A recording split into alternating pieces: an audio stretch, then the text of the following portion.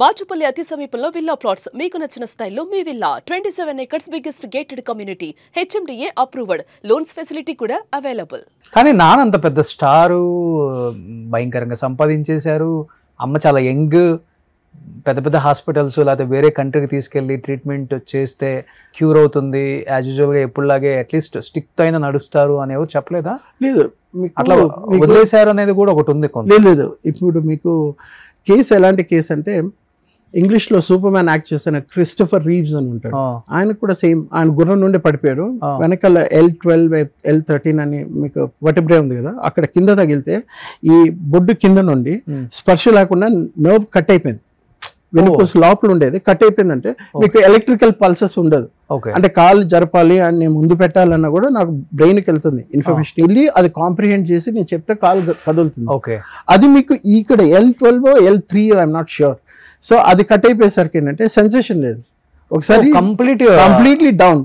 So మేము ఒకసారి ఇక్కడ గాంధీనగర్లో ఉండేటప్పుడు ప్రొద్దున లేచి చూస్తే మొత్తం చీమలు మా అమ్మ కాలు మీద అంతా రక్తం వెళ్తా ఉంది ఫుల్. అంత స్పర్శ అనేది ఉండదు మనిషి, కాలు కట్ చేసినా కూడా తెలియదు, అంత ఇదనమాట. సో అలా పడిపోయింది. అదే I just come back to that. So ఇప్పుడు ఏంటంటే ఇప్పుడు అక్కడ నుండి హైదరాబాద్ వచ్చాము. హైదరాబాద్ వచ్చిన తర్వాత మళ్ళీ ప్రోగ్రామింగ్ చేశాను, సైబే C++ అవన్నీ అయిపోయింది. ఇంకా మా ఫాదర్ అన్నారు, నేను సినిమాలో ఆఫర్ ఇస్తాను రా, యూ వాంట్ టు జాయిన్ అన్నారు. అనేసరికి అప్పుడు పెద్ద పెద్ద హీరోలు డైరెక్టర్స్ని ఒక్కొక్క రోజు కలవడం స్టార్ట్ చేశాను. ఏంటండి ఎలా ఉంటుందంటే, చాలా పెద్ద స్టార్స్ కూడా అదే చెప్పారు, నాకు మీ నాన్నకు ఉండే రెస్పెక్ట్ నీకు రాదు.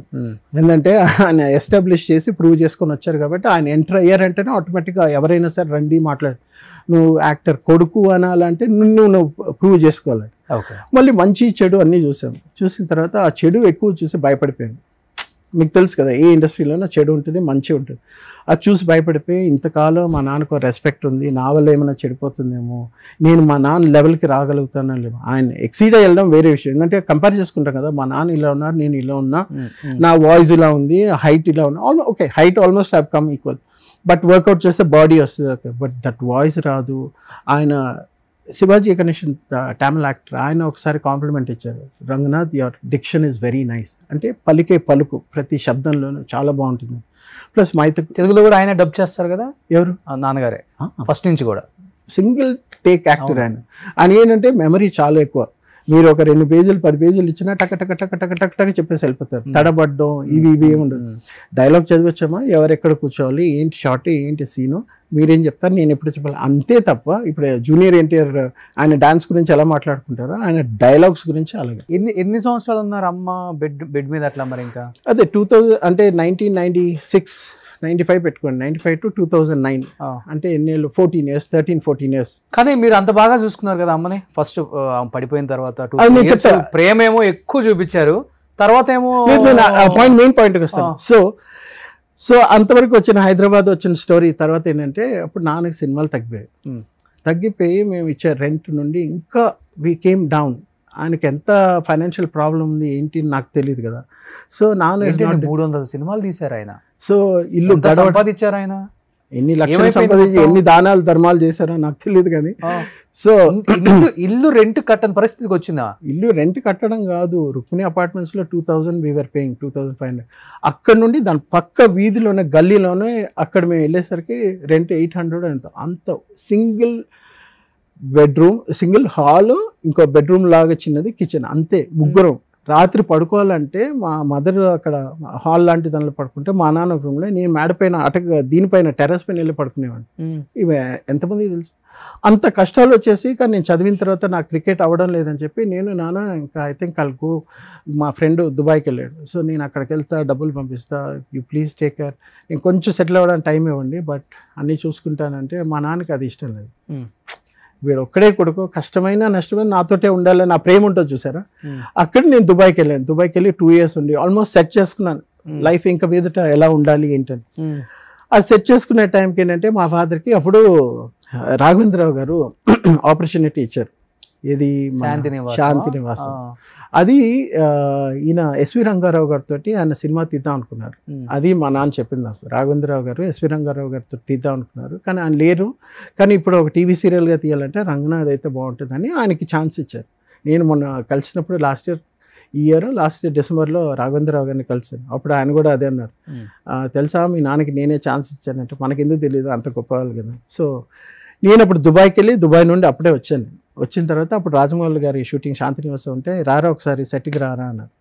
వెళ్తే రాజమౌళి గారి గురించి బాగా గొప్పగా చెప్పారు. Is a very good technician, చాలా తెలివితేటలు చాలా బాగుంది, టైం ఎక్కువ తీసుకుంటాడు కానీ ఎలాగ కన్సీవ్ చేయాలి అవన్నీ. నేను చిన్నప్పుడు ఈ సినిమాలు చూసేటప్పుడు ఎవరైనా హీరో అవ్వాలనుకుంటారు. నేనంటే ఒక సీన్ వచ్చిందంటే అది ఎలా పండాలి, స్క్రీన్ ప్లే ఇవన్నీ మాట్లాడాలి. దాన్ని బట్టి చూసి మా నాన్నకి ఏంటంటే నాకు కొంచెం టెక్నికల్ సైడ్ అంటే సినిమా డైరెక్షన్ సైడ్ ఒక అవగాహన ఉంది, వీడిని అందులో ఎంకరేజ్ చేస్తే పైకి వస్తాడని. అప్పుడు నన్ను one of the biggest directors ఇండియాలో అప్పుడు మోస్ట్ హ్యాపెనింగ్ డైరెక్టర్ తోటి పంపిస్తానన్నారు. అదే నేను కనుక్కున్న తర్వాత ఇదంతా వద్దు మనకి రాదు, ఆ సెల్ఫ్ రెస్పెక్ట్ ఒరే తురే అనేస్తారు, నన్ను బాగా చూసుకున్నారు, ఎక్కడికి వెళ్ళినా రంగనాథ్ గారు కొడుకుంటే ఒక రెస్పెక్ట్ ఉండేది ఆ రోజుల్లో. ఇప్పుడు మళ్ళీ అది పోతుంది అనేసి నేను సినిమా ఇండస్ట్రీ రాకపోవడం కారణం. నాకు ఒక 3-4 సినిమాలు ఆఫర్స్ కూడా వచ్చాయి హీరోగా చేయడానికి.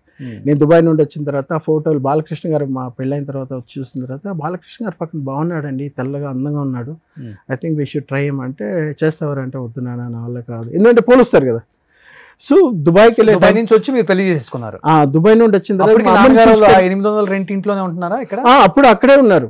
నేను దుబాయ్కి వెళ్ళి వచ్చిన తర్వాత ఇంకా వాళ్ళిద్దరిని షిఫ్ట్ చేసి రుక్మిణి అపార్ట్మెంట్స్ మళ్ళీ అక్కడికి పాతదానికి వచ్చి మళ్ళీ ఇక మీద లైఫ్ డిఫరెంట్ ఉంటుంది. ప్లస్ ట్రాన్సిషన్ ఫేజ్ లో నేను కూడా ఉన్నాను. దుబాయ్లో ఒక పెద్ద బ్రిటిష్ కాలేజ్ ఉంది, వాళ్ళ దగ్గర సెటిల్ అవ్వడము అవి ఇవన్నీ చాలా చూస్తున్నాను. సో వచ్చిన తర్వాత ఏంటంటే అమ్మని చూసేసరికి ఇంకా ఉండిపోరా, ఏదైనా సరే మన అడుక్కు తిన్నా ఏమైనా మంచి చేసినా, మీ నాన్నకి ఇప్పుడు శాంతినివాసం చేస్తున్నారు, నా కోసం లైఫ్లో నువ్వు ఏది కోల్పోయినా పర్వాలేదు అమ్మ కోసం చేశాను చెప్పరా అన్నారు. ఇంకేమంటా ఆవిడ వెళ్ళిందే ఆవిడ కోసం, వెళ్ళిందే మా నాన్న కోసం, మళ్ళీ పైకి రావడానికి నా కెరియర్ ఒక సైడ్. మా నాన్న మీకు అప్పుడు 24-25 వయసు అన్నారు, 26-27కి వచ్చేసారు కూడా. కనీసం ఇంట్లో పరిస్థితి ఏంటి, ఫైనాన్షియల్గా డబ్బు ఎటు వెళ్తుంది, ఏం కొన్నాము అంటే మీకు కొంచెం కూడా బాధ్యత లేకుండా వ్యవహరించారా? లేకపోతే నాన్న తీసుకునే అంటే మీరు ఆ బాధ్యతలు తీసుకునేదాకా ఆయన వద్దులే అని చిన్నపిల్లోడని లేకపోతే పాడు చేసేస్తాడేమో, డిసిషన్ మేకర్ నేనే ఉండాలి? Know the point here is కొన్ని నేను చెప్పను నువ్వు నన్ను అడగద్దు అనే ఒక లైన్ డ్రా చేసి ఒక తండ్రి సొంత ఇల్లు కూడా లేకుండా. నేను అదే అంటాను కదా, ఒక మనిషి ఇప్పుడు నేను మా నాన్నకి గ్రేటెస్ట్ గిఫ్ట్ ఇచ్చింది ఏంటంటే ప్రైవసీ. మీరు ఎంత సంపాదిస్తున్నారు, ఎవరికి ఇస్తున్నారు, అకౌంట్ నుండి ఎలా వెళ్తుంది అని తెలుసుకోవడం పిల్లలుగా మా బాధ్యత, కొడుకు మీ బాధ్యత. కరెక్ట్. సో ఆడపిల్లలు పెళ్ళి వెళ్ళిపోయారు. సో అమ్మకి హెల్త్ బాగాలేదు, ఆమెకి మెడిసిన్ కానీ బెడ్ 10 మనిషి దొరికితే డబ్బులు ఇవ్వాలి. సో అవన్నీ కూడా మా నాన్న మీద ఒక మర్యాద కొద్ది, ఏంటంటే ఆయనకి కొన్ని విషయాలు నచ్చవు. నేను ఎంత సంపాదిస్తున్నా, నా డబ్బు ఎవరికి, అల్లుడికి పెద్ద అల్లుడికి ఇస్తున్నానా, చిన్న అల్లుడికి ఇస్తున్నా, వాళ్ళు ఇల్లు కట్టుకోవడానికి ఇస్తున్నానా, వీళ్ళు ఇల్లు కట్టుకోవడానికి వాళ్ళకి ఏమేం కావాలో కొనిస్తున్నానా, బయట వాళ్ళకి ఇస్తున్నానే, నన్ను అడగద్దు అనే రకం మనిషి దగ్గర, సెన్సిటివ్గా ఉండే మనిషిని రెస్పెక్ట్ చేయడం ఏంటంటే అడగకుండా ఉన్నాడు. అడగరా అమ్మ అడగదు, నేను అడగదు. సో మనకు అర్థమైనప్పుడు ఏంటంటే మనమే కనీసం 800 రూపాయలు ఇంట్లో రెంట్కి పోయినప్పుడు అయినా అడుగుతారు కదా అమ్మ, ఏంటి రాజభోగాల దగ్గర నుంచి ఇక్కడ తీసుకొచ్చేసారు. ఆయన సెన్సిటివిటీ అది కదా.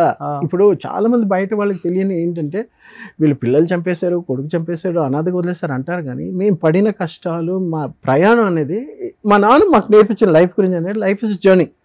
నువ్వు కొడుకు అంతవరకు నీ లైఫ్, తండ్రి నేను ఎంతవరకు చూసుకోవాలో అంతవరకే, అది లైన్. నేను ఎంత సంపాదిస్తున్నా, ఎవరికి పెడుతున్నా, ఏం చేస్తున్నా, యూ షుడ్ నాట్ ఆస్క్ అని చెప్పేటప్పుడు, చెప్పకుండా చెప్పేటప్పుడు యూ కెన్ నాట్ ఆస్క్ కదా. ఓకే, అయినా నేను అడుగుతా. ఇప్పుడు నేను కనుక్కోవాలంటే కనుక్కోలేనా? ఒక సినిమాకి ఎంత పేమెంట్ వస్తుంది, బ్యాంకులో ఎంత అమౌంట్ ఉంది, నాకు తెలీదా? ఆ మనిషికి ఇచ్చే గౌరవం అనేది చనిపోయేంత వరకు ఆ గౌరవం అనేది ఇవ్వాలి. తండ్రి మంచోడైనా చెడ్డోడైనా వాళ్ళు ఎలా ఉండాలనుకుంటున్నారు వాళ్ళని వదలడమే ఒక గొప్పతనం. పిల్లలకి వాళ్ళ పేరు చెడగొట్టడం కాదు. వాళ్ళకి మనం ఎంత సహాయం చేసినా ఏం చేసినా ఇప్పుడు ఏంటంటే ఇంతకాలం, ఇప్పుడు నేను మా ఫాదర్ ప్లేస్లో ఉంటే నా భార్య పడిపోయింది, అయిపోయిన తర్వాత నా కొడుకు నేను చూసుకుంటాను అని ఆయన బయటగా నన్నుంటే అదొక గొప్పతనం. నా కొడుకు లేరు, నేనే హెల్ప్ చేస్తున్నా, నేనే చూసుకుంటాను అంటే పబ్లిక్ ఏమంటారు చెప్పండి మీరే. అరే పిల్లలు మీరు వెళ్ళిపోయారు కదా, ఇంకా పెళ్ళే. ఇప్పుడు పిల్లోడు ఉన్నాడు, అక్కడ కోడలు ఉంది, కోడలు ఎంత సేవ్ చేస్తుంది, కొడుకు ఏం చేస్తున్నాడు, కొడుకు ఎంత కష్టపడుతున్నాడు మాతో పాటు ఉండడానికి, కష్ట సుఖాలు ఎంత పచ్చుడు, ఇలాంటివి మీరు మీ కొలీగ్స్ సినిమా ఇండస్ట్రీలో ఉండే వాళ్ళకి మీరు చెప్పకపోతే వాళ్ళకి ఎలా తెలుస్తుంది? నా భార్యని నేను చూసుకుంటున్నాను, నేను ఉంటున్నాను, చేస్తున్నా అంటే. కొడుకు దుబాయ్కి వెళ్ళాడు, వాడేదో సంపాదించి సెటిల్ అయ్యి మమ్మల్ని చూసుకోవడానికి వెళ్ళాడు, పంపించాము, అండం ఎలా ఉంటుంది? మీరు అవన్నీ చెప్పకుండా ఆ కమ్యూనికేషన్ గ్యాప్ వదిలేస్తే ఇప్పుడు మీ పైన ఉండే అభిమానంతో ప్రజలు ఏమనుకుంటారంటే మీరు మీ భార్యతో ఒంటరిగా ఉండి ఒంటరిగా కష్టపడ్డారు, అసలు మీ కొడుకు ఏమీ చేయలేదు, మీ పిల్లలు ఏమీ చేయలేదు. మా అక్క ప్రతి 2వ రోజు 3వ రోజు మా అక్క ఇంటికి వచ్చేది, ఫోన్లో రోజు మాట్లాడుతుంది. అమ్మ ఏం చేస్తున్నావు, ఏం తిన్నావు, నాన్న ఏం చేస్తున్నారు, ఇవి వచ్చి మా నాన్నకి డై కూడా వేసేది. మేము ఇంత కష్టపడి ఎన్ని చేసిన తర్వాత ఈరోజు నేను ఇప్పుడు సినిమాలో ట్రై చేయడం కూడా ఎందుకంటే మా అబ్బాయి నా హైట్ ఉన్నాడు ఇప్పుడు ఆల్మోస్ట్, వాడు 12th చేస్తున్నాడు, వాడు ఏదో రోబోటిక్స్ ఏదో చేయాలనుకుంటున్నాడు. వాడు అటు సైడ్ కాకుండా నెక్స్ట్ వాడు సినిమా ఇండస్ట్రీలో రావాలంటే ఎవరైనా ఉండాలి కాబట్టి నేను వచ్చాను. కాబట్టి నాకు సినిమాలు అయితే చేయాలని నాకైతే ఇంట్రెస్ట్ లేదు ఇంతకుముందు. ఇప్పుడు ఓకే ఇది బాగుంది, దీనివల్ల డబ్బులు మనం సంపాదించాలంటే నాకు ఒక స్వార్థం, 1,00,000 మందిని చదివించాలి, ఇంగ్లీష్ నేర్పించాలి. ఒక సాఫ్ట్వేర్ ఉంది, ఇప్పుడు ఒక సాఫ్ట్వేర్ తయారు చేయాలి, దానికి ఒక 1 కోటి రూపాయలు లేకపోతే 10 కోట్లు 100 కోట్లు వస్తుంది నాకు తెలుసు. ఒక ప్రాజెక్ట్ ఉంది, అది చేయాలి. ఏది చేయాలన్నా 10 మందికి when you give back to the society. నాకు ఉండేది ఒక కొడుకే, మా ఆవిడ చనిపోయింది లాస్ట్ ఇయర్, చెప్పే కదా. సో ఇప్పుడు ఏంటంటే ఒకటే ఉన్నాడు, వాడికి నేనేం చేస్తాను, వాడు చదువు వరకు పెట్టేస్తే వాడు జాబ్ వస్తుంది, అయిపోతుంది. My life is over. కానీ when you give back to the society something, when you're knowledgeable, 25-30 ఏళ్ళు ఎక్స్పీరియన్స్ అని మీరు ఏదైనా చెప్పాలి. మన తెలుగు వాళ్ళకి చాలా మందికి ఇండియాలో టెక్ సైడ్ ఉండే వాళ్ళకి ఇంగ్లీష్ మాట్లాడడం రాదు, హార్డ్ స్కిల్ అని ఉంటుంది. మీకు ప్రోగ్రామింగ్ వచ్చా మీకు జాబ్ వస్తుంది, కానీ అందులో ఇంగ్లీష్ మాట్లాడడం రాదు. ఇవన్నీ నేర్పించాలని ఇంట్రెస్ట్. ఏంటంటే to an extent I'm good at English. చదువుకున్నారు మీరు? నేను BA ఇంగ్లీష్ లిటరేచర్ చదువుకున్నాను, ప్లస్ కంప్యూటర్ ప్రోగ్రామింగ్ చేశాను, సైబర్ C++ చేశాను. దాని తర్వాత top companies in the world, GE, Dell, Amazon, HSBC, JP Morgan Chase, Randstad India, ఇలాంటి పెద్ద పెద్ద కంపెనీస్లో పనిచేశాను. కాబట్టి కస్టమర్ సర్వీస్ నుండి, టెక్ సపోర్ట్ నుండి, సేల్స్ నుండి, ఇవన్నిటిలో ఎక్స్పీరియన్స్ ఉంది. కాకుండా నేను కెరియర్ కోచ్, ఇండియాలో first career coach in IT staffing and recruiting సైడ్లో ఇండియాస్ ఫస్ట్ కెరియర్ కోచ్. నేను ఇంటర్నేషనల్ సర్టిఫికేషన్స్ దగ్గర 43-45 సర్టిఫికేషన్స్ చేశాను.